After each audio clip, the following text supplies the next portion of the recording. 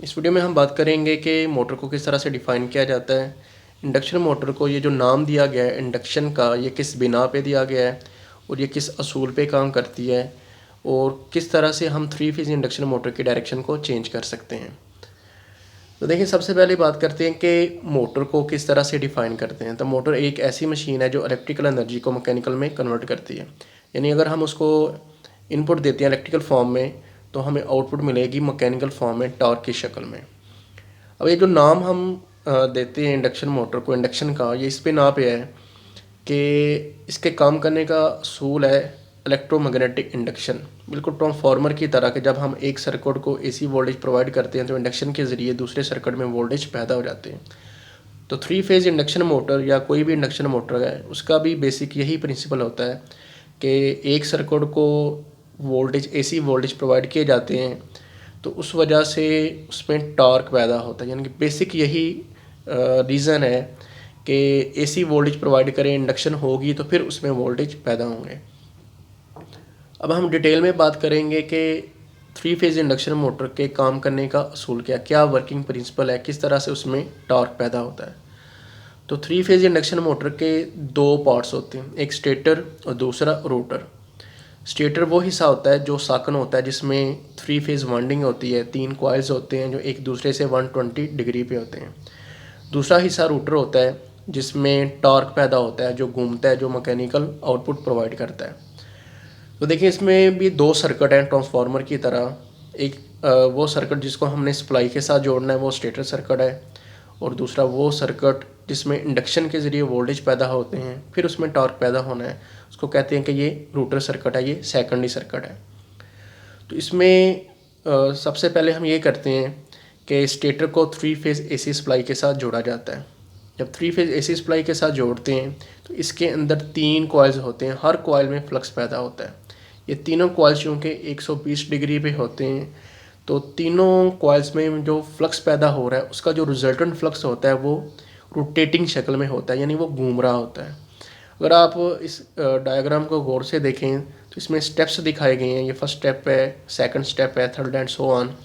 कि इसमें जब हमने स्टेटर को 3 फेज़ सप्लाई के साथ जोड़ा तो उसकी वजह से जो रिजल्टेंट फ्लक्स पैदा हुआ वो रोटेटिंग मैग्नेटिक फील्ड है, यानी वो बिल्कुल इस तरह से असर पैदा करता है जैसे कि इस रूटर के गिर्द मकनातीस घूम रहे हैं। और उसकी जो स्पीड होती है उसको हम कहते हैं कि ये सिंक्रोनस स्पीड है, उसको NS से जाहिर किया जाता है और उसका फार्मूला होता है 120F/P। एफ से मुराद अप्लाइड वोल्टेज की फ्रिक्वेंसी और P से मुराद पोल्स की वो तादाद जिसके लिए स्टेटर वाइंडिंग को वाउंड किया जाता है। अब देखें, जो रोटेटिंग मैग्नेटिक फील्ड है वो बड़ी तेज़ी से यानी सिंक्रोनस स्पीड पे घूम रहा होता है और उसकी डायरेक्शन जो है वो फेजेस की तरतीब पे डिपेंड करते हैं। ये बाद में बात करेंगे कि ये जो रोटेटिंग मैग्नेटिक फील्ड अगर हमने उसकी डायरेक्शन को चेंज करना हो तो वो किस तरह से करते हैं। तो अब जब हमने इसको 3 फेज़ सप्लाई के साथ जोड़ दिया, इसमें घर्षण मकनातीसी मैदान पैदा हो गया, तो अब ये घूमने वाला मकनातीसी मैदान इस रूटर के साथ लिंक कर रहा होता है। थोड़ा सा एयर गैप होता है स्टेटर रूटर के दरमियान, तो वेरिएबल फ्लक्स एसी फ्लक्स है, रोटेटिंग मैग्नेटिक फील्ड है, घूमने वाला है, तो इस रूटर के साथ लिंक करके इसमें वोल्टेज पैदा करता है। अब इसमें जो वोल्टेज पैदा हो रहे हैं वो इंडक्शन के ज़रिए हो रहे हैं। अब इन दोनों वाइंडिंग्स का आपस में इलेक्ट्रिकली और मैकेनिकली कोई ताल्लुक नहीं होता, दरमियान में सिर्फ एयर गैप होता है। अब ये रोटेटिंग मैग्नेटिक फील्ड मैग्नेटिकली यानी इस एयर गैप को क्रॉस करके इसके साथ टकरा के इसमें वोल्टेज पैदा कर रहा है, तो ये इंडक्शन के ज़रिए इसमें वोल्टेज पैदा हो रहे हैं। अब इसमें जब वोल्टेज पैदा होते हैं इसको हम कहते हैं कि ये रूटर इंड्यूस्ड वोल्टेज है। क्योंकि ये सर्किट क्लोज होता है तो इस रूटर सर्किट में करंट चलना शुरू हो जाती है जिसे कहते हैं कि ये रूटर करंट है। अब रूटर में जब करंट चलती है उसमें वाइंडिंग है, चाहे वो बार्स की शक्ल में है या वाउंड टाइप है, तो वो भी अपना फ्लक्स पैदा करता है क्योंकि हर करंट कैरिंग कंडक्टर अपना फ्लक्स पैदा करता है। अब रूटर में भी फ्लक्स पैदा हो जाता है। अब एयर गैप के अंदर दो फ्लक्सेस होते हैं, एक वो फ्लक्स जो स्टेटर को 3 फेज़ एसी वोल्टेज देने की वजह से पैदा होता है जिसको हम कहते हैं ये RMF है, मेन फ्लक्स है, और दूसरा फ्लक्स जो रूटर वाइंडिंग में करंट चलने की वजह से पैदा हो रहा है जिसको कहते हैं ये रोटर फ्लक्स है। तो मेन फ्लक्स यानी RMF और रोटर का फ्लक्स आपस में अमल करके टॉर्क पैदा करते हैं। अब इसकी मज़ीद वजाहत के लिए देखें कि ये स्टेटर का एक पोल दिखाया गया है, S पोल है, ये रोटर को दिखाया गया है जिसके अंदर ये रोटर कंडक्टर्स हैं, और इसमें जो रोटेटिंग मैग्नेटिक फील्ड है, जो मेन फ्लक्स है, उसको अज्यूम किया गया है कि ये क्लॉकवाइज चल रहा है। अब ये रोटेटिंग मैग्नेटिक फील्ड इस रोटर के साथ टकरा के इसमें वोल्टेज पैदा कर रहा है, जिसकी वजह से इन रोटर कंडक्टर्स में करंट चल रही है। अब इन रोटर कंडक्टर्स में जब करंट चलती है तो वो भी अपना फ्लक्स पैदा करती है, जो कि रोटर फ्लक्स है, जैसे पहले भी बात हो गई। अब देखें कि अमल इस तरह से होता है कि अब इस एयर गैप के अंदर, यानी स्टेटर और रोटर के दरमियान जो एयर गैप है, इसके अंदर दो फ्लक्सेस हैं, एक मेन फ्लक्स आरएमएफ और दूसरा रोटर फ्लक्स।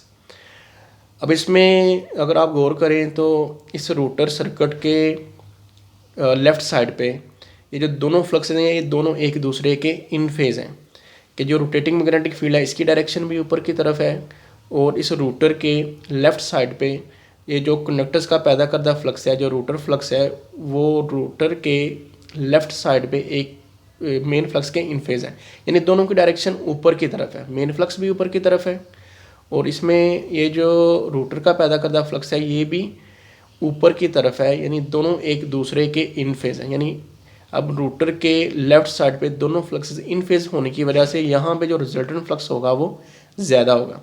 जबकि दूसरी तरफ देखें कि रोटर के दाएं जानब, यानी राइट साइड पे, ये जो रोटेटिंग मैग्नेटिक फील्ड है ये तो ऊपर की तरफ है, लेकिन जो रोटर्स का पैदा करदा फ्लक्स है, जो कि जिसको हमने अज्यूम किया कि ये भी क्लॉकवाइज है, ये मेन फील्ड के अपोजिट है। यानी जो मेन फ्लक्स है वो ऊपर की तरफ है, जबकि रोटर के कंडक्टर्स का जो पैदा करदा फ्लक्स है वो अब नीचे की तरफ है, यानी मेन फ्लक्स को अपोज कर रहा है।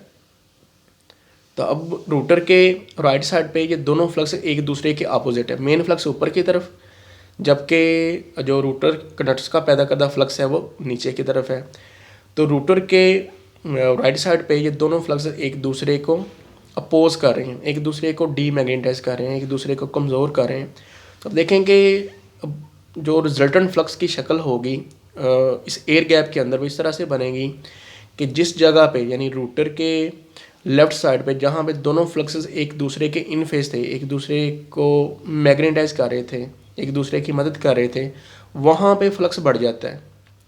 और रोटर कंडक्टर्स के दाएं तरफ जहाँ पे दोनों फ्लक्स एक दूसरे के अपोज कर रहे थे, वहाँ पे ये जो फ्लक्स है ये कमज़ोर हो जाता है, डीमैग्नेटाइज हो जाता है। तो अब इस कंडक्टर पे, ये जो रोटर कंडक्टर्स हैं, इन पे एक फोर्स अमल करती है जो ज़्यादा फ्लक्स एरिया से कम फ्लक्स एरिया की तरफ होती है। तो इस तरह से रोटर के अंदर टॉर्क पैदा हो जाता है जो ज़्यादा फ्लक्स एरिया से कम फ्लक्स एरिया की तरफ होता है।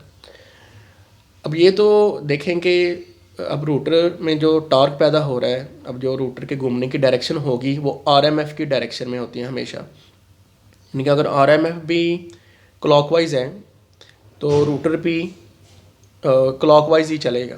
तो अगर हमने इसकी डायरेक्शन को चेंज करना हो तो उसके लिए ये किया जाता है कि जो हमने वोल्टेज अप्लाई किए 3 फेज स्टेटर वाइंडिंग को, उसमें लेट्स सपोज के जो हमने फेज़ अप्लाई किए, ये रेड फेज़ था, ये येलो फेज़ था, ये ब्लू फेज़ था, तो इसमें ये करते हैं कि कोई से दो फेजेस को इंटरचेंज कर देते हैं। यानी कि यहाँ पे रेड येलो ब्लू है तो येलो को रेड की जगह पे और रेड को येलो की जगह पे लगा दिया जाता है, तो जिससे ये जो घर्षण मगनातीसी मैदान होता है उसकी डायरेक्शन चेंज हो जाती है। जैसा कि पहले हमने फेजेस की ये तरतीब रखी कि ये रेड फेज़ है, येलो फेज़ है, ब्लू फेज़ है, उस वक्त जो रोटेटिंग मैग्नेटिक फील्ड था वो क्लॉकवाइज था।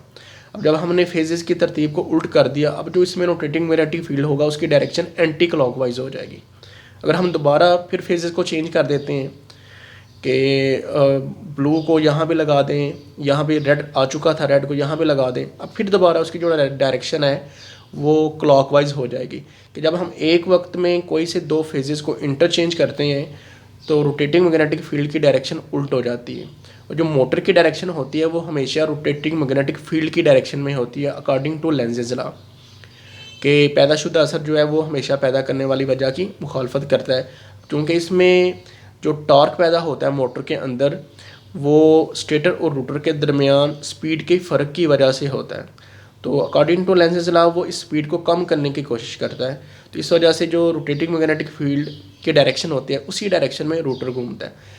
क्योंकि हमने फेजेस को चेंज कर दिया, फिर अब ये होगा कि रोटेटिंग मैग्नेटिक फील्ड की डायरेक्शन जब एंटी क्लॉकवाइज होगी तो रोटर भी एंटी क्लॉकवाइज चलेगा। यानी मुख्तसर ये कह लें कि अगर हमने 3 फेज़ इंडक्शन मोटर की डायरेक्शन को चेंज करना हो तो उसको अप्लाई किए जाने वाले जो फेजेस की तरतीब है उनमें से कोई से 2 फेजेस को आपस में इंटरचेंज कर दें।